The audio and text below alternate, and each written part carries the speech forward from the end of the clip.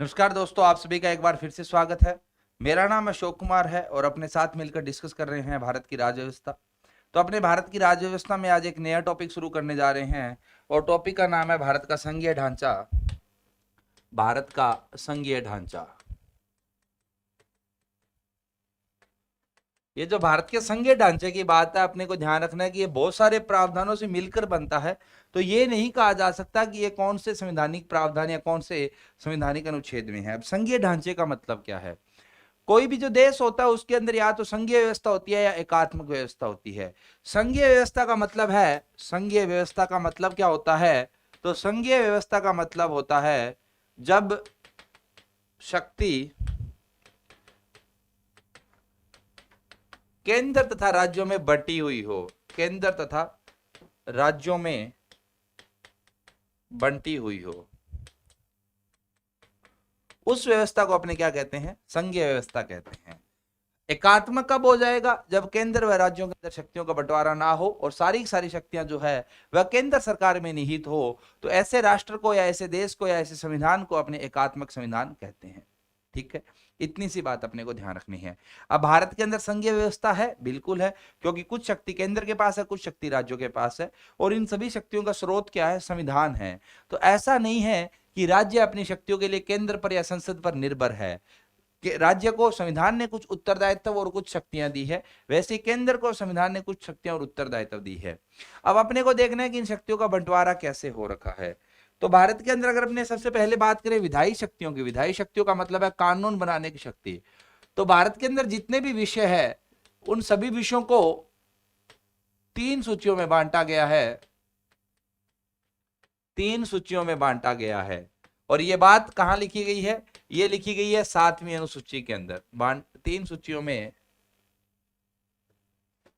बांटा गया है या विभाजित किया गया है, वर्गीकृत किया गया है। ये बात कहां लिखी गई है? ये लिखी गई है 7वीं अनुसूची के अंदर। अब ये 3 सूचियां कौन सी है? तो एक है संघीय सूची या केंद्रीय सूची, संघीय सूची। एक है समवर्ती सूची और एक है राज्य सूची। 3 सूचियां हैं। अब इसके ऊपर कानून कौन बनाएगा? अगर कोई विषय जो है वो संघीय सूची के अंदर है तो इसके ऊपर कानून बनाएगी संसद। ठीक है।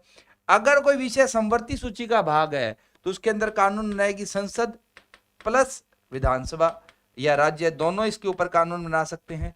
और अगर कोई विषय राज्य सूची का भाग है तो उसके ऊपर कानून कौन बनाएगा? केवल राज्य या राज्य की विधानसभा, राज्य की विधायिका।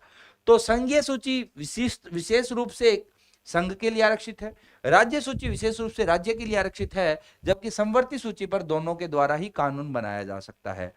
अब इसके अंदर कोई विवाद नहीं है। अब कौन सा विषय किसमें आता है वो आपसे कोई नहीं पूछने वाला है, परंतु समवर्ती सूची के अंदर विवाद है कि इसके ऊपर कानून संघीय संसद भी बना सकती है और विधानसभा भी बना सकती है। अगर दोनों कानूनों में किसी भी प्रकार का कोई मतभेद, कोई विरोधाभास होता है, मतभेद आता है, कि जैसे कि संघीय समवर्ती सूची का विषय है शिक्षा, केंद्र ने शिक्षा के लिए कोई कानून बनाया और राज्य ने भी कानून बना लिया क्योंकि उनके पास अधिकार है। अब दोनों कानूनों में कोई विरोधाभास पैदा होता है तो फिर किसका कानून मान्य होगा? संसद का कानून मान्य होगा। इतनी सी बात अपने को ध्यान रखनी है। इसके अलावा अगर अपने बात करें विधायी शक्तियों की, अवशेष विषयों पर कानून बनाने की सूची। अवशेष विषय का मतलब है ऐसे विषय जो तीनों ही सूची के अंदर शामिल नहीं है, वो अवशेष बनाने की सूची किसके पास है? वो संसद के पास है। बनाने की शक्ति किसके पास है? संसद के पास है, संसद के पास है। ऐसी बात कहां लिखी गई है? ऐसी बात लिखी गई है भारत के अंदर अनुच्छेद 138 के अंदर। ठीक है।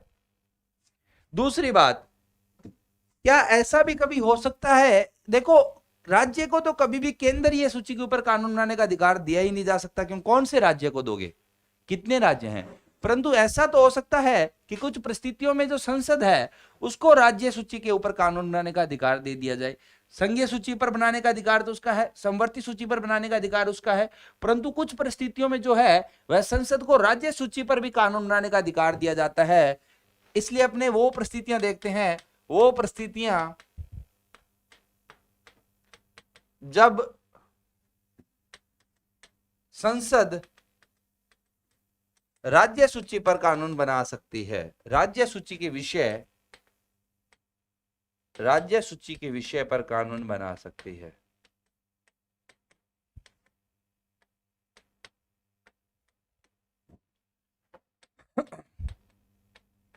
तो ऐसी परिस्थितियां कौन सी होती है?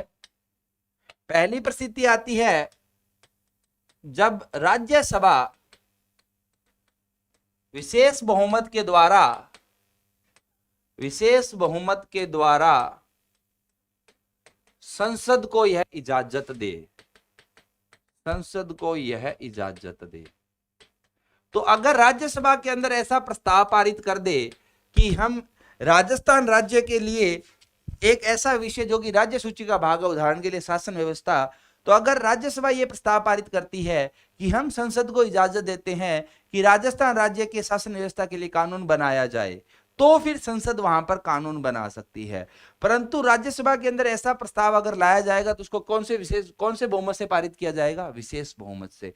तो यह राज्यसभा की एक ऐसी शक्ति है जो राज्यसभा के पास है परंतु लोकसभा के पास नहीं है।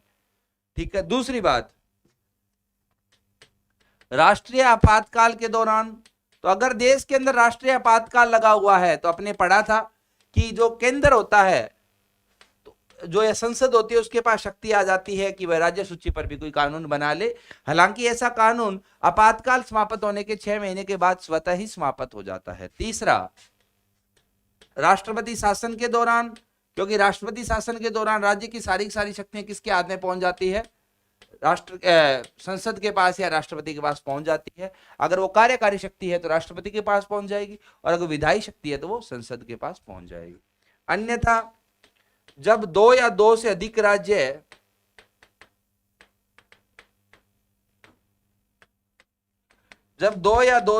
राज्य संसद से प्रार्थना करें, तो अगर भारत के 2 या 2 से अधिक राज्यों ने मिलकर संसद से रिक्वेस्ट की कि साहब हम ये कानून बनाने में सशक्त नहीं है, हमसे ये कानून नहीं बन रहा है, आप हमारे लिए कानून बनाकर दे दो, तो संसद फिर कानून बनाकर दे सकती है। ठीक है। परंतु यहां पर राज्य की रिक्वेस्ट के बाद है। अगला, अगर अंतरराष्ट्रीय संधियों को लागू करने के लिए, अगर किसी अंतरराष्ट्रीय संधि को लागू करने के लिए राज्य सूची के विषय पर भी कानून बनाना पड़े तो संसद कानून बना सकती है। तो ये तो होता है भारत के अंदर विधायी शक्तियों का बंटवारा। अब बात आती है कार्यकारी शक्तियों का बंटवारा।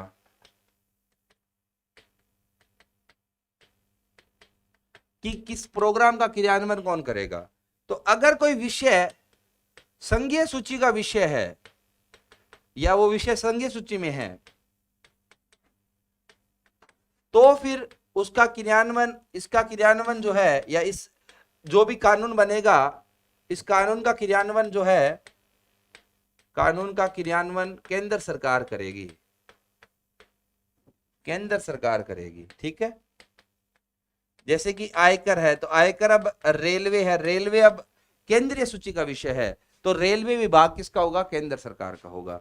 परंतु अगर कोई विषय जो है वह संवर्ती सूची या राज्य सूची में है, संवर्ती या राज्य सूची, तो उस विषय का क्रियान्वयन कौन करेगा? इसका क्रियान्वयन जो है वह राज्य सरकार करेगी। तो यहां पर एक बदलाव आ गया है, इसका क्रियान्वयन राज्य सरकार करेगी कि संवर्ती सूची जो है उसके ऊपर कानून तो केंद्र और राज्य दोनों ही बना सकते हैं, परंतु उन कानूनों का क्रियान्वयन कौन करता है? उन कानूनों का क्रियान्वयन जो है वो राज्य सरकार करती है। ठीक है। तीसरे आते हैं इनके वित्तीय संबंध। वित्तीय संबंध बहुत जटिल है, उनको पढ़कर अपने कुछ नहीं समझ पाएंगे।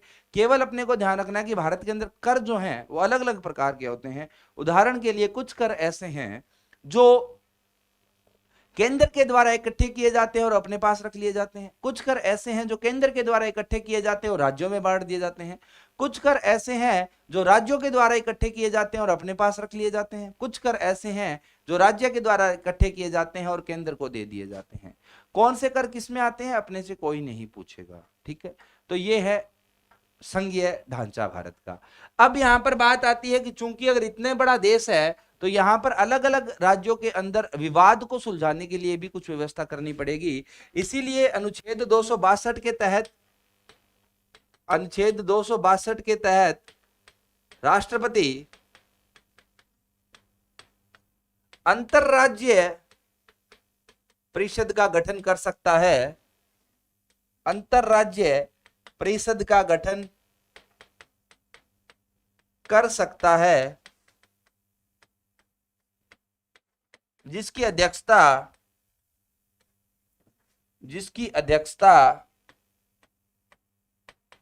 भारत के प्रधानमंत्री द्वारा की जाती है। अलग अलग राज्यों के अंदर कोई सी, जैसे कि उदाहरण के लिए अब भारत के अंदर महामारी आ रखी है, तो महामारी के अंदर निर्णय लेने के लिए केंद्र व राज्यों की एक संयुक्त परिषद का गठन किया जा सकता है। ऐसी परिषद का गठन किसके द्वारा किया जा सकता है? राष्ट्रपति के द्वारा।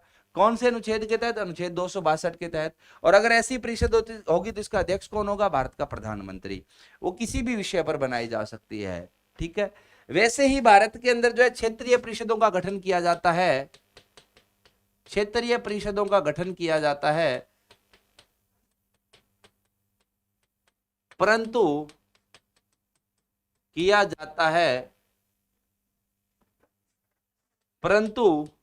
ये संवैधानिक संस्थाएं नहीं है। संवैधानिक संस्थाओं का मतलब है कि इनके बारे में संविधान में वर्णन नहीं किया गया है, तो इनके लिए एक जो है इनका गठन जो है, इनका गठन राज्य पुनर्गठन आयोग 1956 के तहत किया जाता है। राज्य पुनर्गठन आयोग 1956 के तहत किया जाता है।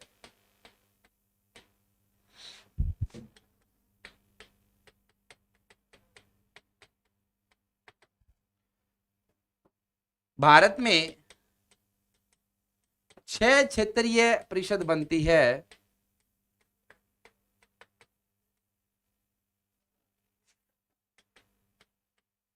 इन सभी की अध्यक्षता भारत के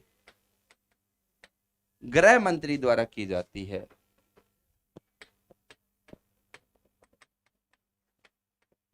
तो भारत को 6 क्षेत्रों में बांटा गया है दिशा के आधार पर।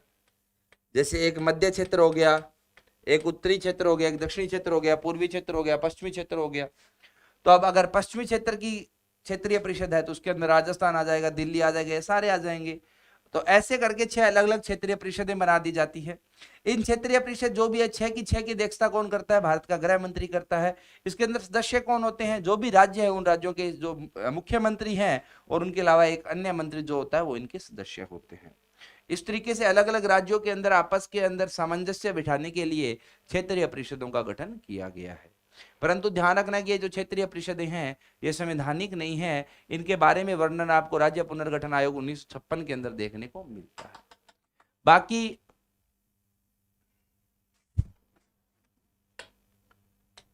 संघवाद के मामलों के लिए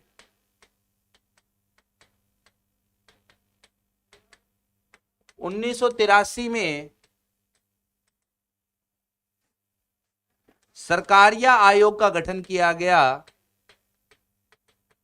सरकारिया आयोग का गठन किया गया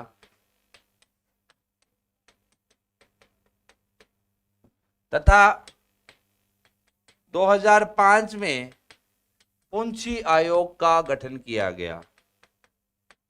पुंछी आयोग का गठन किया गया। तो ये दोनों आयोगों की अगर बात की जाए कि सरकारी आयोग हो या पुंछी आयोग हो, इनका गठन कौन से मुद्दे के लिए किया गया है? तो इनका गठन जो है वह संघवाद या संघीय ढांचे के लिए सुझाव देने के लिए, ताकि राज्य और केंद्रों के बीच में विवाद को कम किया जा सके, या राज्य या केंद्रों में कोई विवाद पैदा ना हो, ऐसा विवाद खत्म करने के लिए, जो भी विवादास्पद मुद्दे हैं उन पर राय देने के लिए इन आयोगों का गठन किया गया था। इनकी सिफारिशें पढ़ना अपने लिए अपने को जरूरत नहीं है, ठीक है। ये कहानी है भारत के संघीय ढांचे की। इसके साथ ये टॉपिक खत्म होता है। अगली क्लास में एक बार फिर मिलेंगे नए टॉपिक के साथ। तब तक के लिए धन्यवाद। देखते रहिए। Have a good day. Thank you. Keep watching.